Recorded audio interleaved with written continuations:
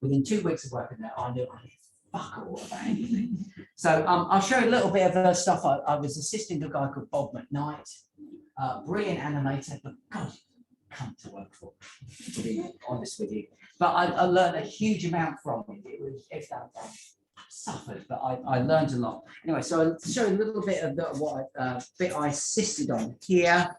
So let's see if it works. So yeah, I assisted on all of this. Well, let me put it this way. You'll never catch cake others.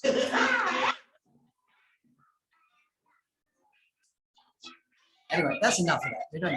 That's all you need to see. That's about it. Okay, so sorry about that. Where we go?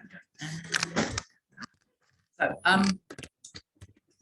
now the weird thing was, you know, Disney set up a company in London around that time. It was about 89. I think the only reason they really set up a company was after Who Framed Roger Rabbit. Everyone in Hollywood thought, oh, you make an animated film in London, it's going to be a success. So Amblin set up a studio here. 7, and I think Disney put it in there as a spoiler. You know, that's my kind of thoughts anyway. They were offering more money than Amblin or other places and stuff like that, and that's why I took the job there, because it was good money. But I must admit, I really did not like working there. After about 6 months, I just wanted to die so bad. But sorry, it's all depressing on you about that. But strangely enough, after about, I think it's about 14 months, the Disney people came in, because we were working in a studio on Penfield Road, and then we moved to this proper studio in Camden, very near. Next to Ian Eames's. No. It was I can't remember, near the canal. I didn't know. Yeah. Further the other side. It wasn't on Royal College Street. It wasn't that big. So we all moved to there, and then they started to kind of, started doing like this TV series stuff like Winnie the Pooh and Darkwing Duck films, things like that. And then suddenly they all came and said, right, okay, we're shutting this now. And now the interesting thing was, having sold my flat, I bought a new house. And does anyone know about buying houses? You exchange and then you complete. Do you all know about that? So, you exchange contracts, then you complete, you finish it. Okay, so I was told I was made redundant in between that. Yeah. Can you imagine, you two came round to my house the first day I moved in. So I finally managed to sell this bloody flat and then moved into this new little house. And then I was told, you're redundant, you got no work. I thought, oh my God, but I didn't tell anyone, I just said I moved in and see what happens. So after that, I worked on a thing called Road at Dangerfield. Anyone heard of that film? Yeah, anyway. No, it's actually quite a nice film. It was released in America, it didn't make any money. I'll show you a little bit of it. So I did a little bit of assisting with this. So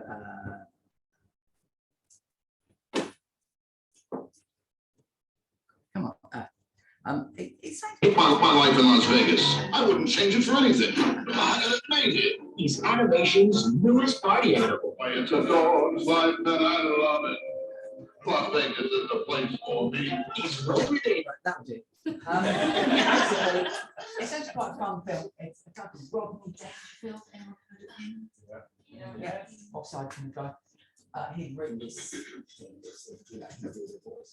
It's actually quite a nice film. So I worked on that for Tony Collingwood's studio for about 6 months. Again, it's assisting on it. It was really hard work. Then I got laid off from there, and then I had a chat with a lady called Shelley. Shelley's last name. Shelley McIntosh, yeah. She was working on effects on this really weird bloody film called FR07. Anyone heard of FR07? Yeah, you have. Yeah, it's a bloody old film. I actually quite like it because it's so weird. It's so bloody weird. It's a film that was written by a guy called Jon Ajewski, who was where's he from? Yugoslavia. Yugoslavia.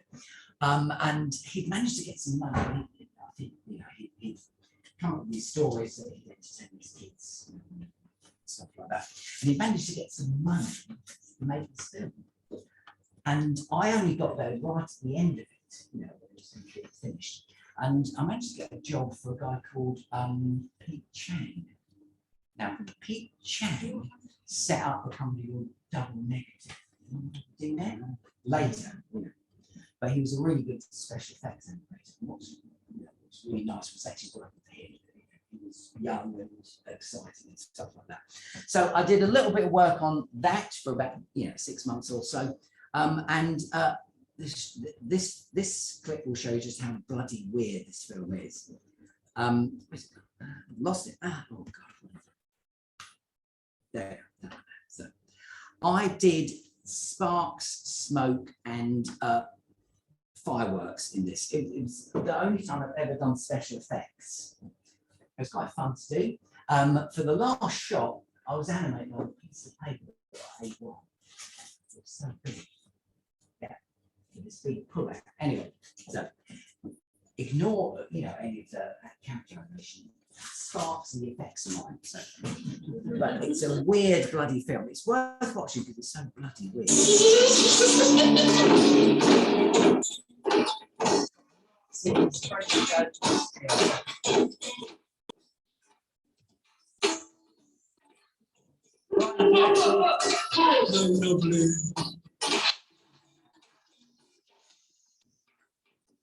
Sparks are mine. That's mine. Yeah.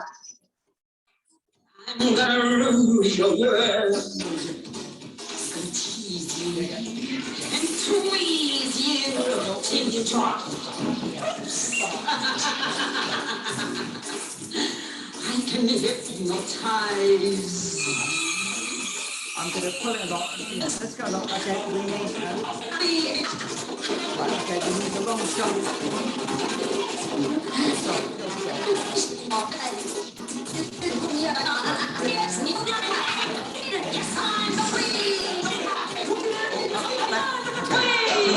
Everything that's fireworks, they're mine. Fireworks, they're mine.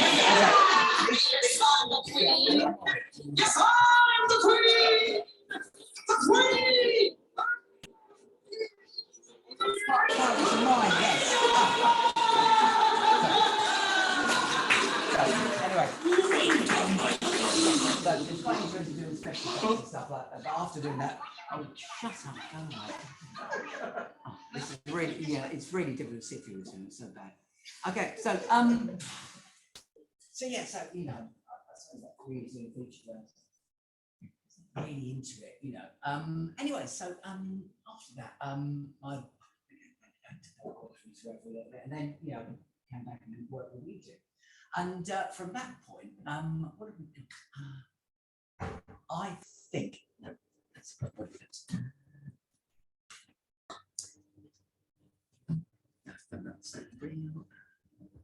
Okay, so,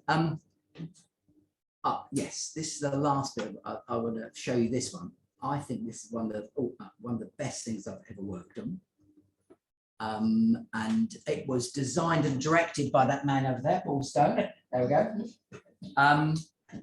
It was so lovely to work on this, because it's so beautifully simple. And basically all the stuff that's good is Paul's, and the basic stuff is mine. I can't remember. I think I did like the first half. I think something like that. I did animated. I think. Yeah. Okay, but let's watch this. And you sniffy doggy bit. Anyway, this is such a lovely film. It's amazing, and it was so. I've met people who actually watch this at school, so I think it's lovely. Anyway. We make thousands of different types of antibodies for each different type of virus.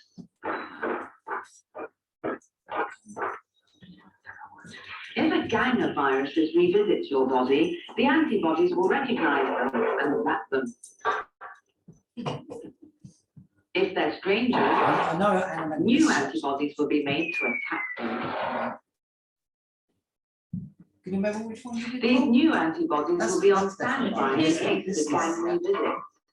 Vaccines But warn they're the all immune called system to designs, yeah, recognize so viruses they're worship- and to make a absolutely standby brilliant. army to Lovely. attack them. But some viruses I are did this smart. one. They can change shape or disguise or hide inside normal cells. Ah, this is Paul. This is your. Certain white cells called T helpers Funny stuff. act like sniffer dogs, sniffing This out is these brilliant. smart Look at this. Okay, viruses. Paul's saying this, worship this guy up there. It's brilliant. Look at this. Thank you, Steve. They warn the system to make the right kind of antibodies. Developing a vaccine against HIV is difficult because the virus is the smartest of them all. It uses disguise and changes shape and hides inside cells. At first, the sniffer dogs are good at warning us to make antibodies against HIV. But after a while, HIV invades them and multiplies. The new HIV viruses kill more T helpers. And when most T helpers are dead, the immune system can no longer defend itself against disease. Isn't that brilliant? I love that film. I love it so much. Does anyone think it's good or rubbish or shit or something? I think it's brilliant. Paul! We love doing that one. What have we got? Around the same time, I worked on. What's it got? I can't find it now. Where's it gone? Oh, okay. There was a Kellogg Smacks thing I did a show earlier. Let's not worry about that. Anyway, so basically, it was around '94 that Roger Noak, who was a farmer, he asked me, "Oh, come in and let's do it as a teacher." I said, "Oh, that'd be nice." And over the summer, he sent me some details about what I was meant to be teaching, stuff like that. And I gemmed up on it, worked all that and stuff like that. So I turned up on the first day in late September, and I said, "Oh, Roger, hi, how are you doing? I've been looking up all this stuff you've sent me. That's what I'm going to say," stuff like that. He went, "Oh, why were you sent that? We're not doing that. We're doing this." He handed me a different piece of paper. Okay. And then he said also, "Oh, Steve, the other tutor who was going to be with you today, he's gone to the dentist, so you're on your own." And then he took me to this room that was full of 40 really angry looking second years and said, "Oh, hello, everyone. This is Steve Roberts. He was a student here. He's been working for about 8 years. And over to you, Steve." And that he ran out of the room. So I had this piece of paper in front of me I'd never seen before and went, "But," there were people getting up and walking out. And all I remember, that's the first time I ever taught. I'd never stood in front of a group of people before, and I spoke for 6 straight hours. What I said, what happened, I don't know. I just talked. My jaw ached at the end of it. I don't know what happened with it, but it was scary, it was frightening, but I found it amazing as well. That was the thing about it. So thank you, Roger. So I always, if someone comes in to teach it, I suppose make sure they brief properly, I'll be there and stuff like that. I don't put it. Okay, yeah. If it's going to teach you something, yeah, just fucking hell. But God, so that's the first time I ever started doing teaching. And it was really kind of interesting, So what's that? Mid 90s. I was, working in various other places, stuff like that. Through Paul and Mal again, Paul, who sorted out this kind of job with previously a company, Cat's Eyes. We were meant to do 20 or 30 short films. We did about 6, I think. Yes, bastards. We killed ourselves doing a couple of pilots to put in their pilot films. And they said, "Oh yes, you're going to do 1 for each episode." So we thought, we were set up for 2 years directing short films. And it was down to Paul and Matt. They were established directors. I wasn't. I was the one dragging on your coattails. And so I was really lucky that I kind of deserved to do that. I think I did about 3 of them, and we did about 6 or 7 altogether. Anyway, so we did a bit about this. Anyway, so what am I going to do next? maybe I can show you some of the. Oh, there we go. So, all right, I'll show you this one. I animated this.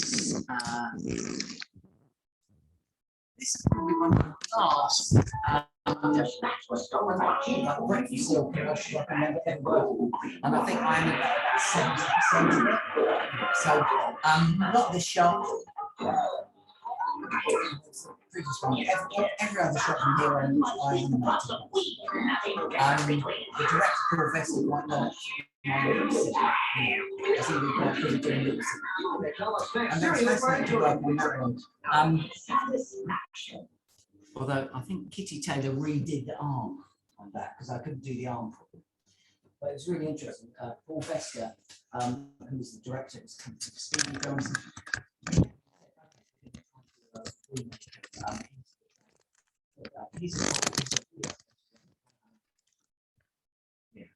And normally you say, "Oh, great, I haven't watched Into the Dragon." God, my money that day. It's a bloody awful film.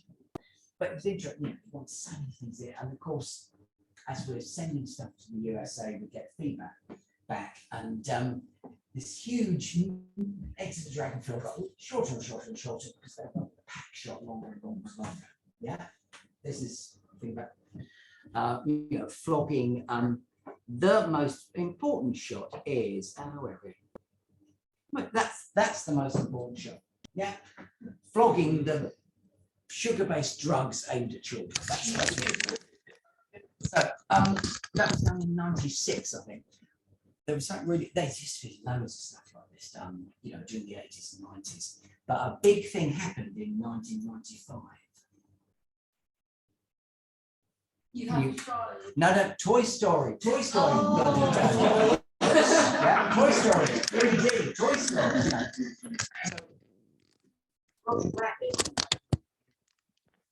There's Hollywoody looking, drawn animation went out of fashion almost overnight, and everyone wanted 3D to do stuff like that. So in many ways, a bit poor fall asleep. So in many ways, the film you directed, that AIDS film, that was more what I ended up doing after that. Something that more like drawing. It's not trying to fake stuff, but like drawings. This is great. It's fun. So I'm not going to show this. There's not much to say really. After that, having got a little bit of experience with doing directing, where are we going? I ended up working for, there's a really lovely guy called Tobin Goff, a guy I was at college with, again, COVID, she died of cancer. In 2015, I think, something like that. But he was like working at various design stuff. So he'd often given me quite a lot of work to do. So that's when I moved more to directing. What have we got? Okay, so let me just show you this one here. Sushi. So this is a little thing that Toby came up with, and it was Japanese kind of character.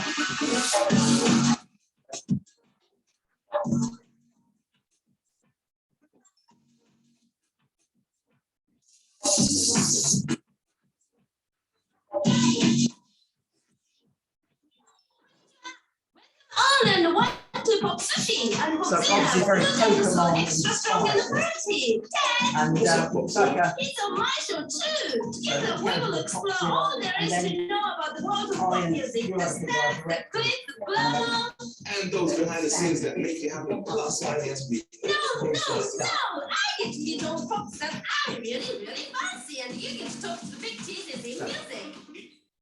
that's quite a fun thing to work on. There was a loads of different things like that. I mean, there were half-hour shows, so then like reuse it. Another one here. Where are we?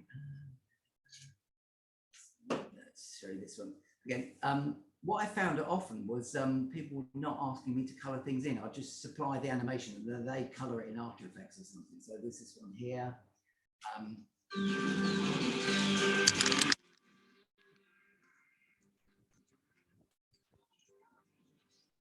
So, you know, that's title sequence for a TV show. Oh, okay. This was one I got from a company called the Edge Picture Company. They do quite a lot of corporate videos and stuff like that. Now, what's great about this video? Okay, so what I'll tell you about this. I think it's the first time I've worked for them. They wanted to do originally a live action. You know, it's for a British Telecom video magazine. You know.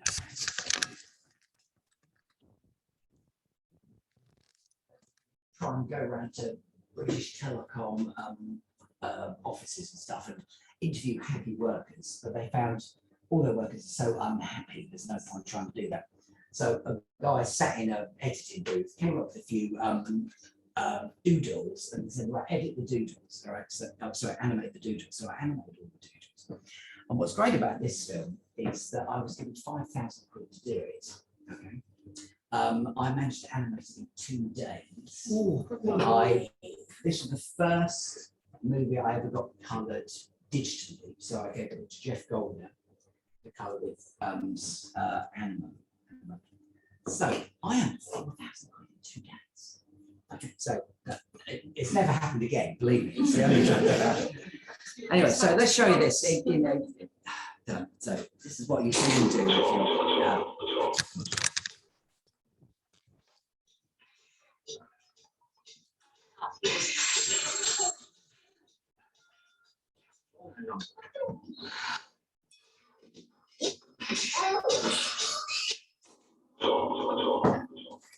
Anyway, so I basically did that by drawing up, you know, some of these doodles and then running over to the newsagents, had a photocopier, and then photocopying things up and down and things. It's all done on paper, and then delivered to the company who would digitally scan it and colour it in like that. And yeah, so and then it cost me 1,000 quid to get it coloured in, so I got my 4,000 quid. And what did I do with that 4,000 quid? Did I invest in learning new software or buy a computer and stuff like that? No, I went out and I bought a 950cc, 150 mile an hour Triumph motorbike. That's it, rock and roll. So that's what I did. Basically, I got for a shot. So there's a few other things here. All right, so I'll show a bit of this one. This is another kind of corporate video I did for the same company. This was really bloody annoying because, again, when I first pitched on it, it was going to be the start and the end of, you know, people going around various places, you know, Electrolux companies all over the, you know, Electrolux owns Zanussi and AEG and various other companies. So it was going to be interviews with, you know, happy workers and stuff like that. But I couldn't, I had to, you know, basically they handed me a book of Mel Cowan's illustrations and said, oh, they're going to be giving a Swiss Army knife that's got Electrolux on it. Okay, we need something like that.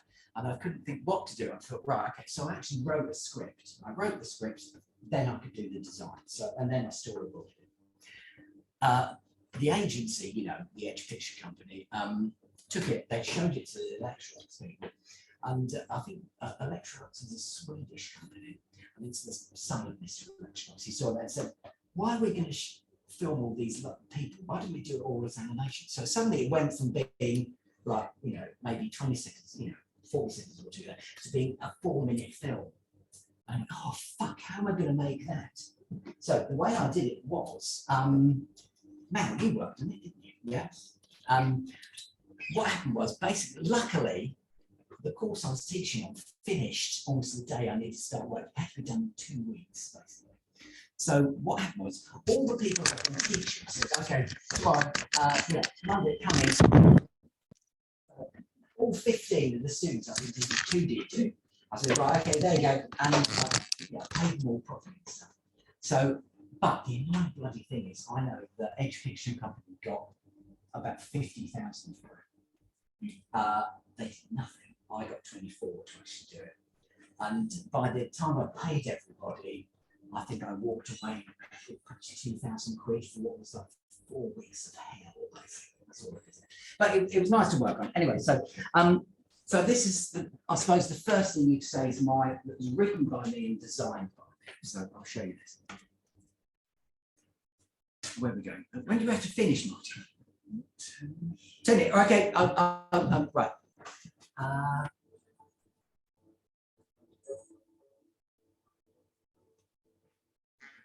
Yeah. Okay. After I'll get into my own personal thoughts. This is won lots of awards, amazingly enough. You know, and a lot of the people who worked on it all gone on to work in, you know, various bits of the industry. Jeremy Zahn did that. He worked in NPC in Canada.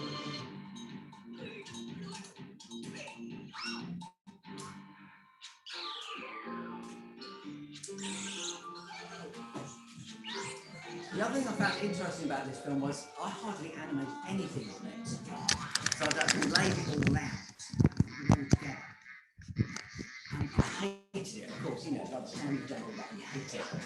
And then, but when I saw other people animating it, I thought that's really nice. Is that yours, man? Is that yours? Yeah, there it is. So.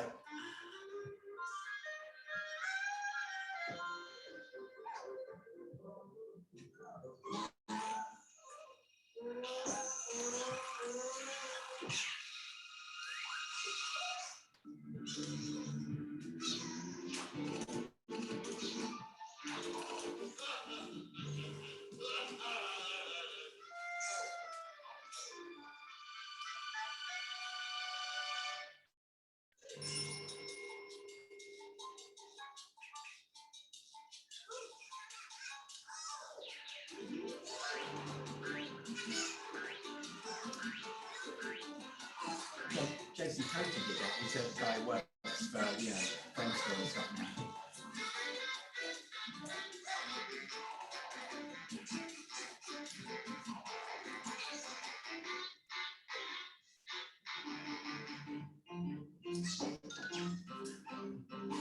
Again, this one got into Annecy in competition, and also Dino and stuff like that.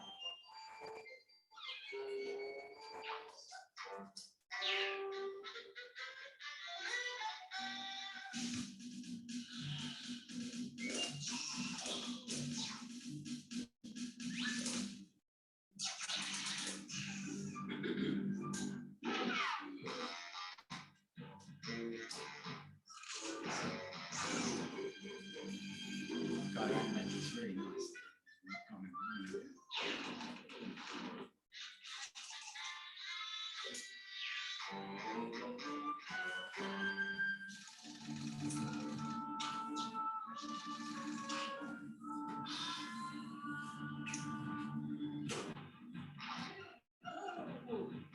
And the guy who invented this is Dr. Christian Robertson. He's the head of film at NPC.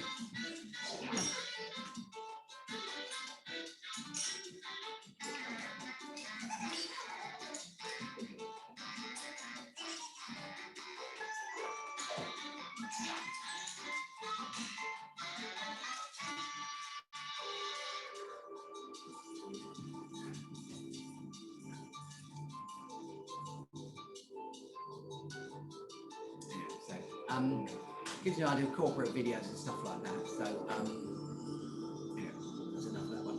Okay, so moving swiftly along. Maybe the only thing I'll show you here. This was one again from the same company, and I won't show you all. It's really boring. It's Tesco's and stuff. But I think it's the first thing I did in Flash. Flash. So I have to animate. I hate it. No, now loves it. Is this the first thing you ever did in Flash? Yeah, that's it. What was great about this, you learned Flash, I learned, you know, anyway, I'll show you a little bit of it. And it's all designed by me and Mrs. Jones. Nowadays she's a bit. The guy who animated this one, he never used Flash before. He's been working for Google for quite a long while. Okay, camera everyone. Switch through this. dancing. There we go. 20 pounds. All my designs, bloody awful. But I quite like the car driving bit. I like the car driving. Car pointing arrows and more of a shop in the We've chest. never used Flash before. Yeah. What happened was, they said, "Oh, we've got this in for And the trunk Tesco's." card pointing And they said, this bit increased "Can you do it royalty in Flash?" and doesn't you You spend know, to use Flash, don't you? £32. Yes, I do. Yeah. 1997 was And the I year rang up Smith someone someone said, came. "For God's sake, I need to learn how to card use switches Flash." were found at point. She found she could earn Next points time on I came board for in, shopping. in basically 2 hours talking the absolute Just as basics well, of Flash, actually. so that's it. Anyway, you don't need to see anymore. It's dreadful, but it's won awards as well, I think. Anyway, so it's really easy to win awards with shit like that. Anyway, so then there's a really big gap, basically. Had children, got married, never really was able to do anything. Spending time more and more time spent teaching. But in 2013, Tom Lowe got in touch with lots of people and said, "Do you want to make a little film about, what was it like working with Bob Godfrey?" So I just wrote a list of all the funny things that happened when I worked for Bob Godfrey. Yeah, so Bob Godfrey. No, I don't. He did a thing called Henry's Cat. Henry's Cat? No one's heard of Henry's Cat. Oh, okay, never mind. It's in the style of Henry's Cat. It's done in Flash because it was the easiest way to do it. So, where is it gone? Can't find it. So, I did this one. There we go. So let's put this one on here. There we go. I even did the music for this. Listen to that. So. One song.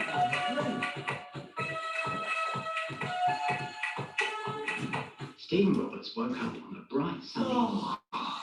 Oh, good, he said. It's Saturday and I don't have to go to school. I can spend all day watching cartoons and making things out of cardboard boxes. He went downstairs and switched on the TV. His mother called from the other room. "Why don't you put on BBC Two? There's a programme about how to make cartoons." "Oh no, not BBC Two, that's boring," said Stephen. Stephen turned it on. The Do-It-Yourself Film Animation Show. And there on the screen was a man with a big moustache and his glasses hanging around his neck on a piece of string, talking about animation. His name was Bob Godfrey. He showed how to make animation, the most wonderful thing to do in the world. He showed how to do animation with rubber toys. He showed how to do animation with flip books. With a man called Terry Gilliam, he showed how to make animation like Monty Python. With a man called Richard Williams, he showed how to do animation like Walt Disney. He also showed how to do animation like Bob Godfrey.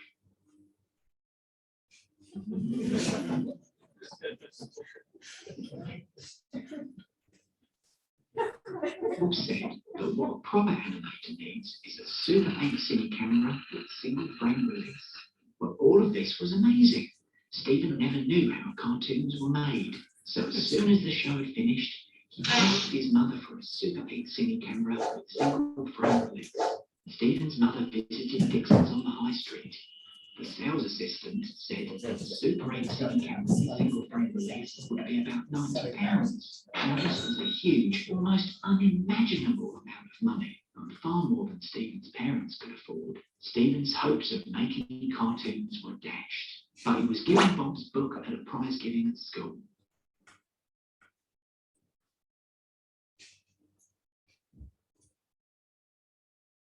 Stephen coloured all the pictures in and started doing flip books in the back of his exercise books. Stephen would always go to the cinema to see any animated films when they were released. He did this in secret because if his classmates found out, he would never live it down.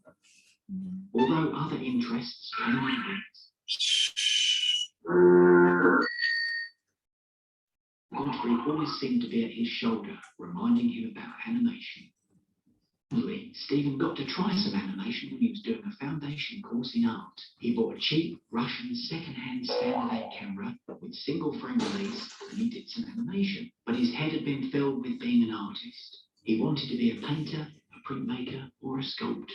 Stephen started a fine art course at art college and looked deep within his soul and found there was nothing there. So after 2 weeks, he dropped out. When his mum came to pick him up, she handed in the local newspaper. In it was a job advert that said, "Wanted, college dropout to work in animation studio." Well, this was amazing. Stephen applied for the job and got it.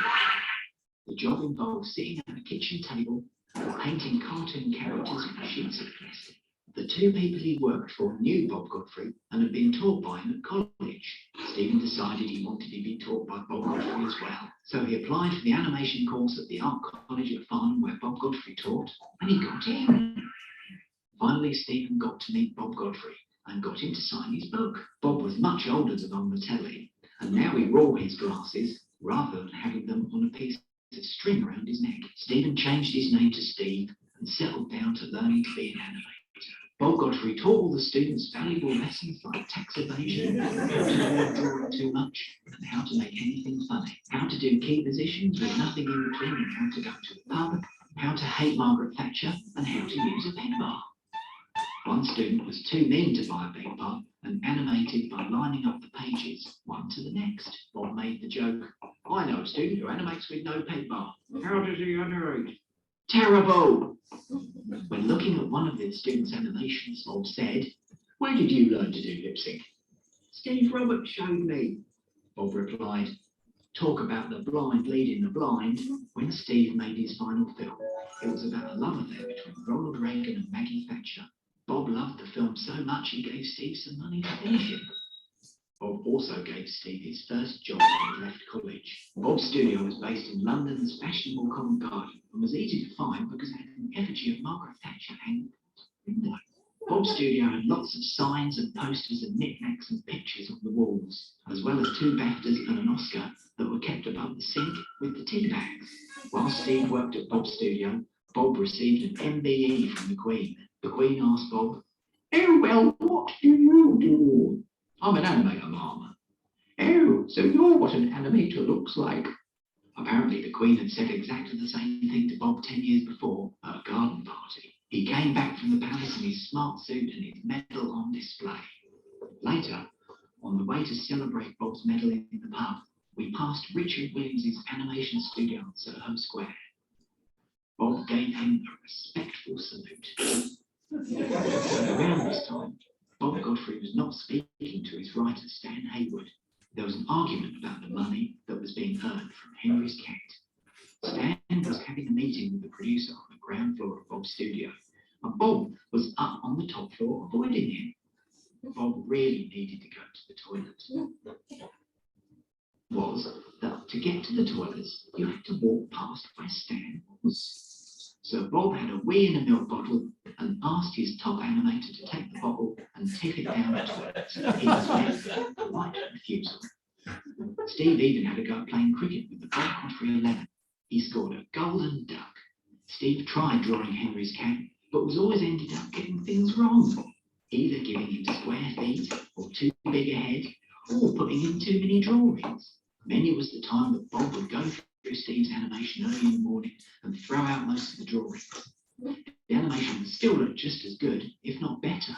There would often be a dreadful smell coming from the drains below Bob's studio. This could result in the entire studio smelling poo, and the kennel person in the cellar would often have to wear a gas mask. There was nothing that Bob liked better than rummaging around in the drains trying to unblock them. Bob would often be visited by celebrities from stage, screen and label. Only work many voiceovers. Bob, could you spend us a quid for a cappuccino? Bob was always pleased to see them. Steve moved on to work at other studios, including Fitchburn for Disney and Warner Brothers, and one that had a strange frog in it. Bob's studio in Covent Garden was closed and reopened as a reasonably priced shoe shop. In the meantime, Bob's studio opened up in the up-and-coming King's Cross area.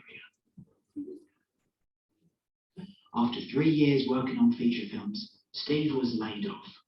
His first job back in City Street was at Bob's studio, and it felt like a breath of fresh air after the restrictions of working for Hollywood.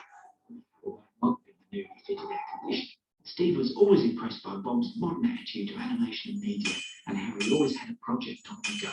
Later, Steve started teaching and would often consult Bob on how to do various things.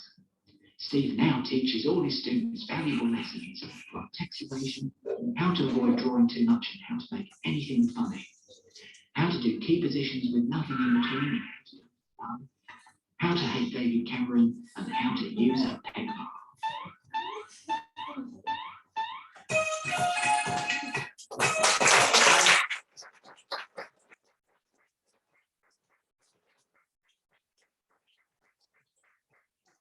I could have saved the whole first half if I showed you that, couldn't I? All that crap you had to sit through. Anyway, so, right, that'll do, that'll do.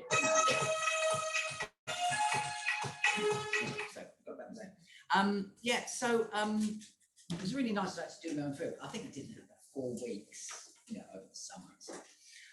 Anyway, so what I did was after that, I and my wife, having been so unsuccessful at getting into film festivals, there was a thing called the Walthamstow Arts Trail. And we set up a cinema in our front garden. I just set up, a gazebo with projector and stuff like that. So I showed that film. Dee, my wife, showed a couple of her films that she'd done. She's done workshops with kids and things, and also art films and stuff. And then there was another film I showed because I discovered that a guy called J.K. Starley, heard of him? The man who invented the modern bicycle. The modern bicycle. Yeah, Oh, yeah, the safety bicycle, diamond shaped frame, wheels the same size as the gem. He was born in Walthamstow, only about 200 or 300 meters from where I live, and no one's heard of him. And I thought, right, okay. So I made this little kind of movie. I just downloaded something on the internet. It's about 3 minutes long. I just showed it this thing, and Chris, you came to visit. You came to visit it. You did, yes. You had to sit through my film. You showed it here. Yes, I did. Yeah. Well, no, not that one. Oh, This was an earlier one, a really crude one with photographs. I downloaded on the internet, so 3 minutes long. What was good about that was a guy who works for the Poetry Society. I can't remember his name. Anyway, so someone I know, he came and watched it, and then he was in a meeting at the local council, and someone there said, "Oh, we're going to be doing an exhibition at the local museum about J.K. Starley, who was born in Walthamstow." Just to kind of emphasize this. And he said, "Oh, I know someone who's made a film about that and would be good for that." So I went to see them. I showed the little film I'd done, and I said, basically, it's not going to look like this. I want it to be a bit like Bob Godfrey's film Great. I was talking about that. I want it to be a bit like Spike Milligan or Monty Python. Straight over the head. A bit like Horrible Histories. Oh yeah, that's great. And I said, and I'll get someone from one of the actors from Horrible Histories to do the voiceover. That's yes, brilliant. So I got the job, and I think they only wanted a 3-minute film or something like that. Anyway, I ended up making about a 13.5-minute long film because I wanted it like great. So I thought, right, I'm going to write some songs. I wrote 4 songs for it. I managed to get people to help me sort the music and stuff like that. So it's a bit like, if anyone's seen Bob Rogers' film Great, which is about this is like how it's got music and dance and stuff like that. All right, I'm not going to inflict the 30-minute film on you. I'm going to inflict the 5-minute version on you now. So we'll do that quickly. So we've got okay, there, the 5-minute version. So this is it really. So it was narrated by John Howard. Was born in Walthamstow. John Kemp Starley, ever heard of him? I didn't think so. J.K. Starley invented one of the most important forms of transport ever, the safety bicycle. If I might just butt in here. You need a bicycle, you need a bicycle. It really is the business if you want to get around. My song, I wrote a song. I didn't sing this one. It is the best way to perambulate, I have found. Some bars at the front and a diamond frame, a crank in the middle, and the wheels are just the same. The chain on the crank connected to the wheel, and a big leather saddle for a nice comfy feel. You need bicycle, you need a bicycle. It really is the business if you want to get around. Bicycle, you need a bicycle. It is the best way to perambulate, I have found. John Kemp Starley was born on Church Hill, Walthamstow, on Christmas Eve, 1855. As a boy, he was a studious child and took a keen interest in the new technology of the day, steam trains. JK was offered an apprenticeship with James Starley's company in Coventry. The first rover bicycle they produced had remote steering, far too complicated. The second version was simpler, but too delicate. The third version set the fashion to the world. This basic design has remained unchanged for almost 150 years. The bicycle became a huge craze in the late 19th century. The bicycle led to the biggest diversification of the gene pool in the world. People could travel further to So now you've got to hear me singing. Get on the bicycle of love and adventures of love. You'll find a spouse, set up a house and fly high like a dove. If life you want to straddle, then jump up on the saddle of the bicycle of love. It's always said that in springtime, a young person's thoughts turn to love. But if you check out the local talent, they can often turn out to be a bit rough. And if you want to diversify the gene pool, finding someone new can be tough. So what you gotta do is seek out pastures new and get on the bicycle of love. The bicycle of love and heavens above. You'll find a spouse, set up a house and fly high like a dove. There is no better way to exchange your DNA than on the bicycle of love. Of course, JK didn't invent two-wheeled transport. The first device was the hobby horse, or Dresen, invented by Baron Karl von Dres in Germany. This was heavy, made of wood, with two wagon wheels, and was scooted along with the feet. Great for going down hills, but exhausting going up. In France, Pierre Michaud and the Olivier brothers attached a pedal crank to the front wheel of a hobby horse, and the velocipede was born. Again, it was heavy, but it was easier to propel than just your feet on the ground. In England, it was found that if you made the front wheel bigger, you could go a lot faster. And this is where James Starley's ordinary bicycle, or penny farthing, comes in. After that, it was down to J.K. Starley to make a bicycle that appealed to all. Women were able to travel and experience the world on their own for the first time. This contributed to modern feminism and the suffrage movement. Here I am, riding down the street. I'm on my bike and it's such a treat. I've got the freedom of the neighbourhood. I go anywhere and it feels so good. I'm a modern young woman on a bicycle. I don't need a man to live a life that's full. Here I am, as cool as an icicle. Women need men like a face stays a bicycle. We created the suffragettes. We want equality, you can bet. We may end up in prison, creating modern feminism. I'm a modern young woman on a bicycle. I don't need a man to live a life that's full. Here I am, as cool as an icicle. Women need men like a fish stays a bicycle. J.K. died at a tragically young age of 46 in 1901. J.K.'s basic design looks almost like a modern-day bicycle. You cannot say this of other forms of transport. The Wright brothers' Flyer looks nothing like a modern aircraft. The first car developed by Carl Benz looks nothing like a modern car, and much more like a horseless carriage. The bicycle has changed the lives of people all over the world. It is going to be even more important in the future. The end. The end. There we go. So yeah, that one. Oh wait. So that's strange enough won Best Animation at the Walthamstow International Film Festival.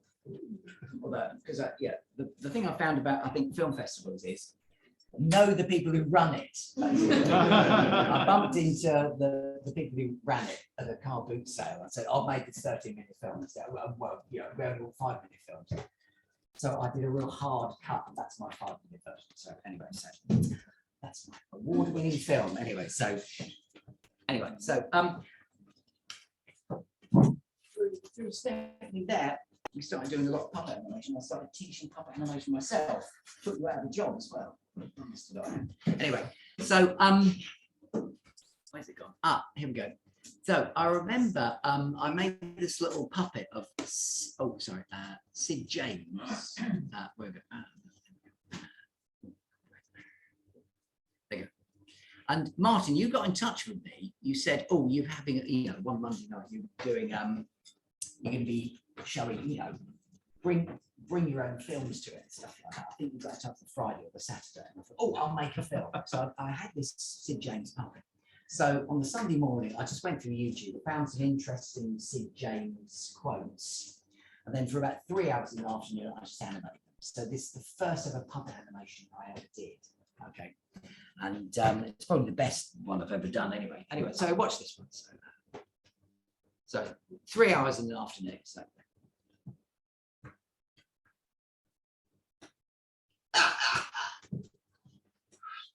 Oh, hey. Look at that. He must have been going like a bomb when he hit that wall. I had the same trouble when I kept chickens.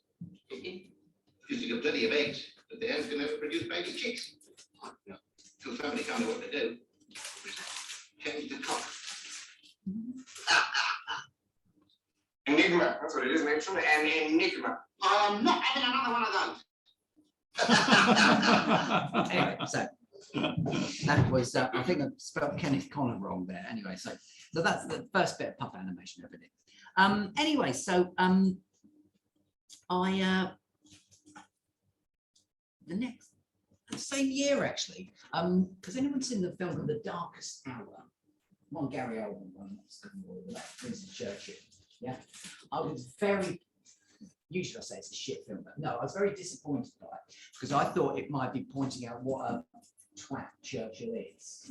People don't realise what cunt he was. Sorry to use the word cunt. Anyway, so my working title was Winston Churchill, what a cunt. So I thought, right, okay, I need to make this. So I made this puppet Winston Churchill. I storyboarded it all, and then it was done over an 8-week period over the summer. There's 2 weeks in the middle where I took a holiday, but it's quite good because it meant I could actually think about it. Anyway, so we've got this one here. So you might have seen this one, I'm not sure.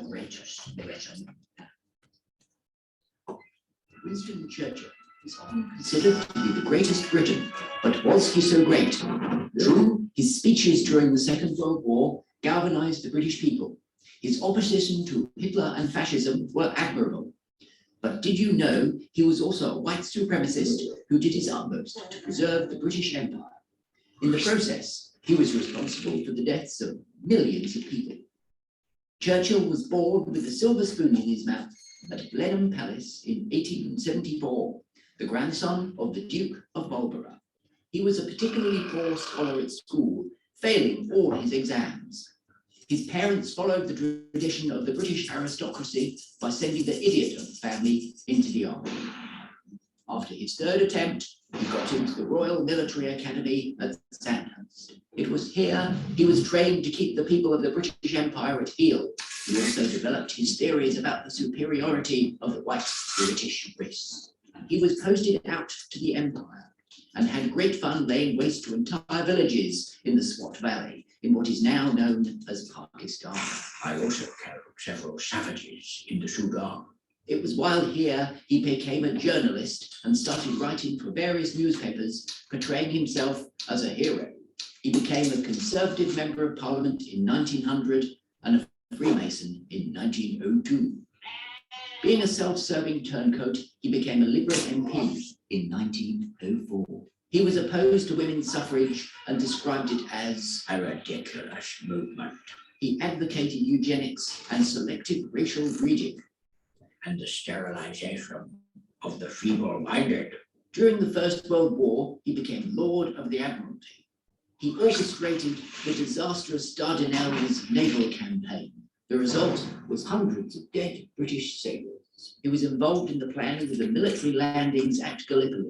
This resulted in the deaths of thousands of Australian troops. In order to resuscitate his career, he served in the First World War while still a member of Parliament. Like most officers, he spent most of his time as far away from the action as possible. In Ireland, he instigated the use of a group of evil thugs called the Black and Tans. These lamps were used to suppress the revolution there with excessive violence. He advocated the use of poison gas to quell a revolt in Kurdistan. As an MP, he happily accepted bribes from oil companies. When it suited him, he rejoined the Conservative Party. Anyone can write, but it takes a certain ingenuity to rewrite. In 1924, as Chancellor of the Exchequer, Churchill oversaw Britain's disastrous return to the gold standard. This resulted in deflation and unemployment. It ultimately led to the general strike in 1926. Yeah. During the Second World War, almost by default, Churchill became leader of Britain. In order to divert German fighters from British airfields, he instigated the bombing of civilian targets in Germany. This led to the Blitz in Britain. I'm always amazed at how popular I am with the British public when I visit bomb sites, considering it was I that put them in this position. In 1943, he starved Bengal with the export of rice from the area as a famine took hold. He prevented Americans from delivering food to the starving people. This resulted in the deaths of millions of Indians. If food is so scarce, why hasn't Gandhi died yet? He was desperate to keep India as part of the British Empire and hated Gandhi. He said, I hate Indians. They are beastly people with a beastly religion. India only gained its independence when Churchill was thrown out of office by the British people. When back in power, he hated the immigration of West Indians and suggested that Keep England white was a good slogan. When the Kenyan people revolted, he was responsible for them being herded up and put into brutal gulags, killing 11,000 and detaining over 80,000, one being Barack Obama's grandfather. Ultimately, his resistance to Hitler was because he wanted to protect the British Empire. But his speeches inspired countless people to seek freedom from the British Empire. Consequently, his prose worked against him.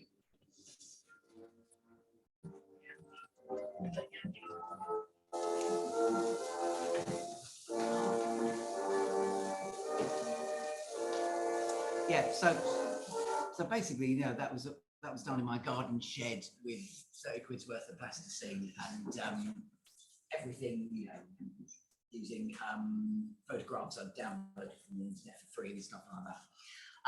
Anyway, so where are we? That was in, yeah, that was 2018 I did that one. And I remember going through a really bad period, personally, mentally, stuff like that, late 2018. And so I remember writing this bit of prose, you know, I just wrote down some stuff about, I'd filled out some, you know, forms from, you know, the Guardian website about, you know, ADHD and autism. And I seemed to be showing signs of having both of those. So I got in touch with the local mental health authority, you know, and they kind of saw me, but then it took ages and ages and ages to actually get to the next kind of bit of that. I just wrote this almost in frustration, you know, like 2018. And then, strangely enough, I was actually asked to go to a festival in China.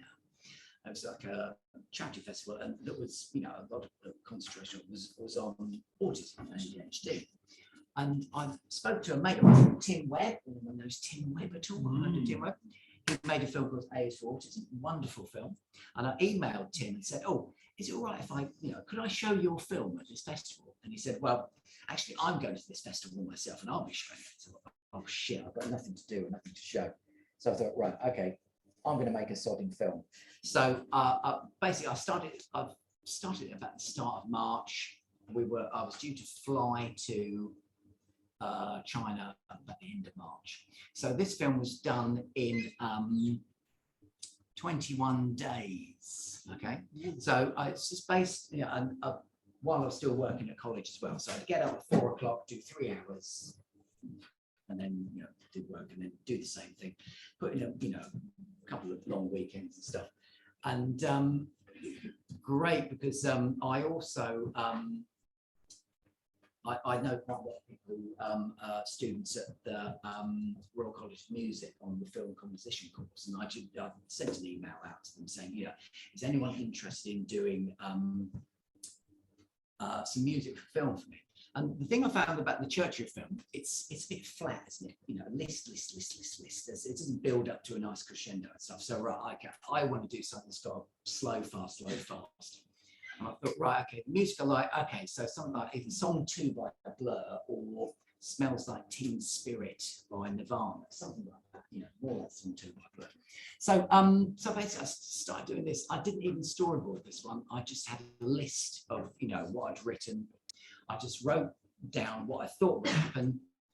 There was going to be lots more kind of morphing and things. That was the time. So it's just lip sync and stuff like that mainly. But yeah, so this one was done really quickly. And what was great was, you know, I did my little presentation about the course, how, you know, teaching people with ADHD and autism and stuff like that. And I showed this at the end. And other, you know, tutors from other colleges all around the world, they did their, you know, things that usually talked about their college stuff, and they showed these beautiful films that are so quiet and beautiful to look at. And the volume was turned up quite loud in the cinema. Okay. So I showed all my stuff, and then I put this film on, and it was just kind of, everyone sort of jumped up. Anyway, so I'll show you this film. It needs to be viewed loud. So,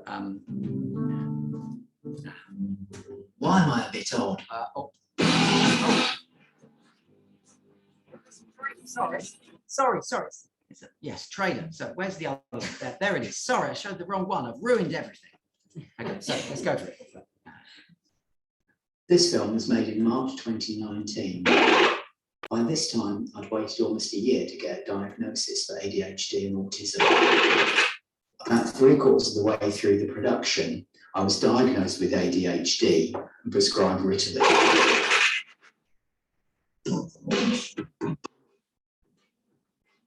Why am I a bit odd? It's taken me 50 years to work out that I'm a bit odd. I think most other people have thought I was a bit odd. At school, I learned to disappear. If people couldn't see you or notice you, you wouldn't get bullied or beaten or ridiculed. Inside, I wanted to be seen. It took me so long to do what I wanted to do. Everything I've ever done has taken a huge effort to make myself do it, like pulling teeth or drawing blood. Waking up feeling pure fear, shaking, sweating, feeling life with this horrific place of abuse. Worrying what people think of me, not being noticed, trying to be ignored was safe. So I think I'm a bit autistic, or a bit ADHD. I filled out the forms on the internet. I filled out the forms for the doctor, and now I'm just waiting. What if I do have these things?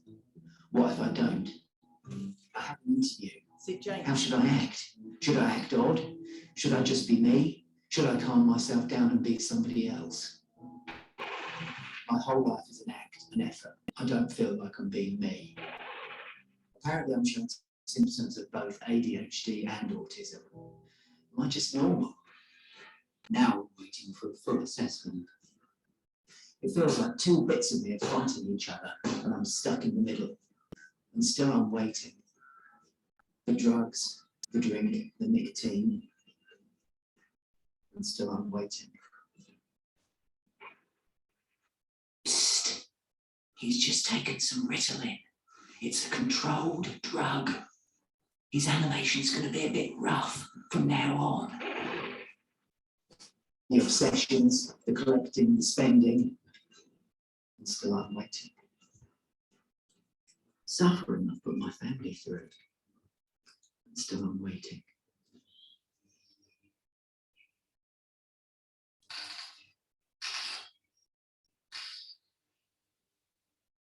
On the 16th of January 2019, I crashed. I crashed landed on the sofa and couldn't move. Finally, I managed to pick up the phone.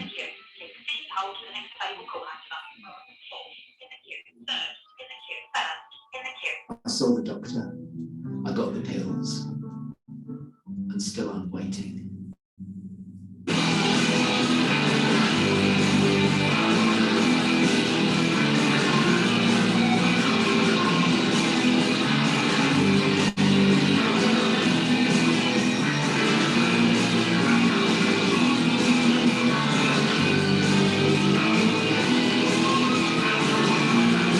Don't worry, I'm okay. I've made a good living out of being odd.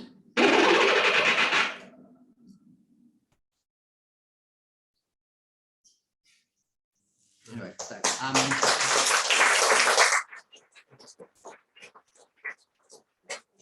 but you know, normally when anyone that shows films, I was really embarrassed. That one, I'm not embarrassed at all. I don't know why. You know, it's weird. You know. Anyway, so I said it was just so nice. Films, and Marlon's going, you know, and the thing I found is, you know, I've been to loads of festivals. I've been so unsuccessful at getting films into festivals, you know, or getting money and stuff. I've got to a point where, fuck it, I don't give a shit, basically. So I'll just do things that I feel like doing. So most recently, that last year, actually, you know, a couple of years, but last year, one of my students was doing a film about a drunken Irish woman who would go to a bar and sing a karaoke song. So I wrote a song for her, and then the musician, you know, gave me the backing track for it. And this student didn't use it, you know. I've previously also written a song for another student, and they didn't use it either, you know, so that I should be learning something now. Don't write songs for students because they don't want them. They don't want me to write songs for them. But anyway, so I thought, right, okay, I've got this song. It's got a backing track to it. So I thought, right, okay, I'm going to give it to my current students and get them. So we've got a person singing karaoke, and then on the screen will be bits of animation that my students have done. Okay. So this little project, it's not finished yet because if anyone's interested, I've got 3 shots. If anyone wants to have a go at animating, you know, come get in touch with me. So I'm going to show you this one now. The other thing I'd say about this is it's kind of my tranny coming out film. So I do cross-dress occasionally. So she's me, it is me, basically. So anyway, so let's watch this one.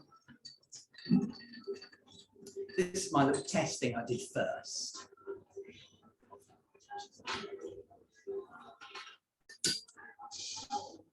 Needs effect, you know, it's not finished, so.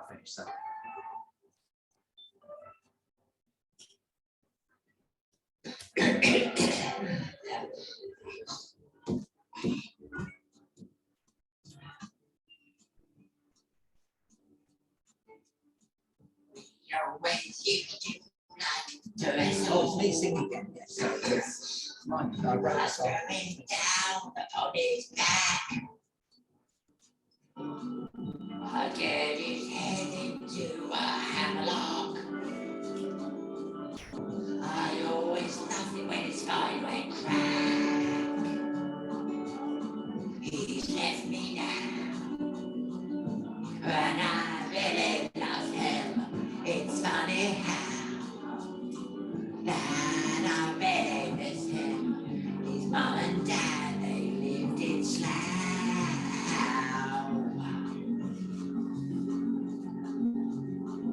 I used to joke about his tiny Johnson and the fact that he came too quick. But now I'm all upon my own son. I realize I've been a dick. He's left me now, and I really love him. It's funny how that I really missed him. When I slam dunk him, he'd always go, ow.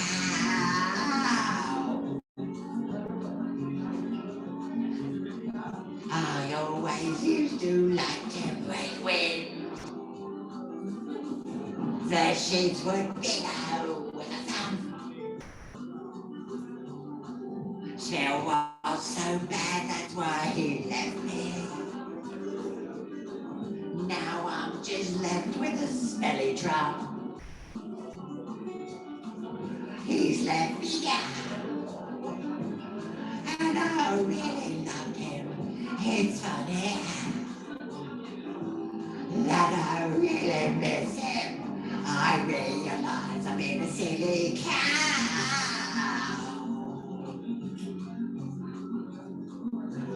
He's left me now.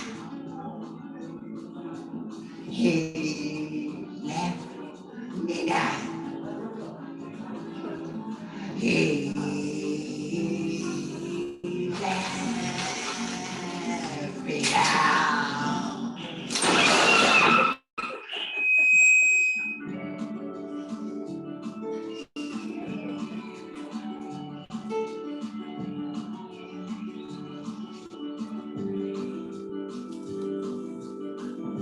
Anyway, she seems to be like developing a life of her own, and I was hoping to actually do a bit more about